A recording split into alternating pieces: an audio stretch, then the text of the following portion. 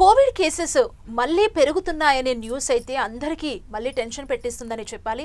So ఈ టైంలో మనం ఎలాంటి జాగ్రత్తలు తీసుకోవాలి, మన వంటింట్లో ఉన్న ఐటమ్స్తోనే మనం ఎలా ఇమ్యూనిటీని పెంచుకోవచ్చు అండ్ కోవిడ్ మన దగ్గరికి రాకుండా ఉండేందుకు మనల్ని మనం ఎలా స్ట్రాంగ్ చేసుకోవాలో తెలుసుకుందాం. మనతో పాటు ఉన్నారు డాక్టర్ కొండా పూర్ణ రాజేశ్వరి గారు, సీనియర్ ఆయుర్వేదిక్ డాక్టర్ ఉన్నారు. డాక్టర్ గారితో మాట్లాడదాం, మరిన్ని సలహాలు సూచనలు తెలుసుకునే ప్రయత్నం చేద్దాం. Hello doctor, welcome to our studio. Doctor, Covid cases మళ్ళీ పెరుగుతున్నాయనే న్యూస్ అందరిలో ఒక రకమైన టెన్షన్ని క్రియేట్ చేస్తుంది. ఎందుకంటే లాస్ట్ టైం కోవిడ్ నుంచి మనం తీసుకున్న అనుభవాలు కావచ్చు, ముఖ్యంగా పిల్లలు వృద్ధుల్లో అయితే ఎక్కువగా టెన్షన్ పడుతున్న సిచ్యువేషన్ కనబడుతుంది. అంటే కొంతమంది ఇప్పుడు బయటకు వెళ్ళాలంటే కూడా ఆలోచిస్తున్న పరిస్థితి. సో ఇలాంటి టైంలో మీరు ఇచ్చే సలహాలు సూచనలు ఏంటి డాక్టర్? కోవిడ్ అనేది మనకి యాక్చువల్గా చెప్పాలంటే చాలా ఇబ్బందులు పడ్డాం, చాలామంది నష్టపోయాం.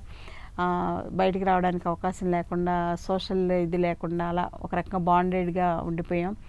అయినా కూడా మనం కొన్ని మంచి విషయాలు అప్పట్లో నేర్చుకున్నామని మనం అనుకున్నాం, కానీ అవన్నీ మళ్ళీ మర్చిపోయాం. సో మళ్ళీ మనకి గుర్తు చేస్తుంది ఈ కోవిడ్ అని అనుకోవాలి. అదేంటంటే ప్రకృతిని కాపాడుకోవడం.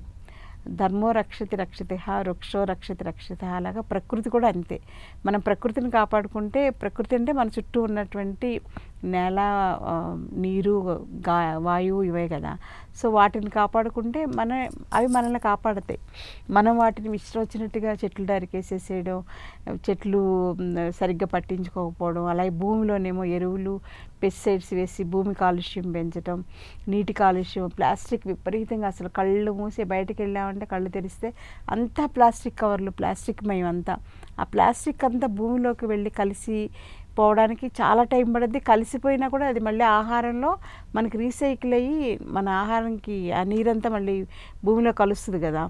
సో అవన్నీ మనకి పంట పండించినప్పుడు కూరగాయలు కానీ, వరి కానీ ఏది పండించినా అందులో కలిసిపోయి మళ్ళీ మన బాడీలోకి వచ్చేస్తుంది ప్లాస్టిక్.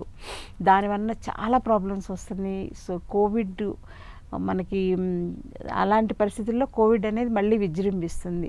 అలాగే వాయు కాలుష్యం. అప్పుడైతే నిజంగా కరోనా టైంలో హైదరాబాద్ ఎంత కామ్గా ప్రశాంతంగా ఒక్క వెహికల్ లేకుండా చాలా బ్యూటిఫుల్ హైదరాబాద్ లాగా అనిపించింది.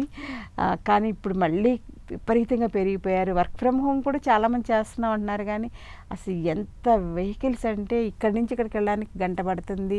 ఆ వెహికల్స్లో నుంచి పాపం 2 వీలర్స్ వాళ్ళు, ఆటో వాళ్ళని చూస్తే చాలా బాధ అనిపిస్తుంది. ఎంత పొగ వాళ్ళు పీలుస్తారంటే సాయంత్రం అయ్యేసరికి అది ఊహించలేం. మద్యపానం, ధూమపానం కన్నా అది ఇంకా ప్రమాదకరమైంది వాయు కాలుష్యం అన్నమాట.